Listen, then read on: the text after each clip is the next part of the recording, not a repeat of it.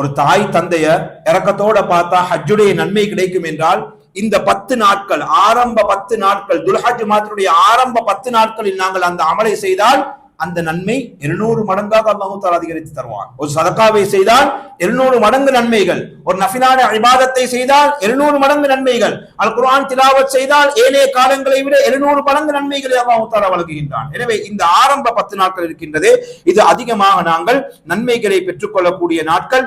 இந்த நாட்களில் முயற்சி செய்து ஆரம்ப 10 நாட்களில் 9 நாட்கள் முடிந்தவர்கள், யாருக்கு முடியுமோ நஃபிலான நோன்புகள், சுன்னத்தான நோன்புகளை வைத்துக் கொள்ள வேண்டும். 9 நாட்கள், பெருநாளுடைய நாள் நோன்பு பிடிக்க முடியாது.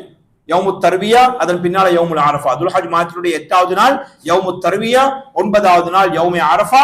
அந்த 9 வரைக்கும் நாங்கள் நோன்பை நோற்றுக் கொள்ளலாம். இது நஃபிலான சுன்னத்தாக்கப்பட்ட நோன்பு. உம்முல் முஃமினீன் ஹஜ்ரத் ஹஃப்ஸா ரலியல்லாஹு அன்ஹா அவர்கள் அறிவிக்கிறார்கள், பெருமானார் ஸல்லல்லாஹு அலைஹி வஸல்லம் அன்னவர்கள் துல்ஹஜ் மாதத்துடைய ஆரம்ப 10 நாட்களில் மிகவும் உன்னதமான முறையில தொடர்ச்சியாக நஃபிலான நோன்புகளை நோற்று வந்தார்கள். 10 நாட்கள் என்றால் பெருநாளை தவிர ஏனைய 9 நாட்கள் நோன்பு நோற்று வந்தார்கள் கண்மணி நாயகம் ஸல்லல்லாஹு அலைஹி வஸல்லம் அன்னவர்கள்.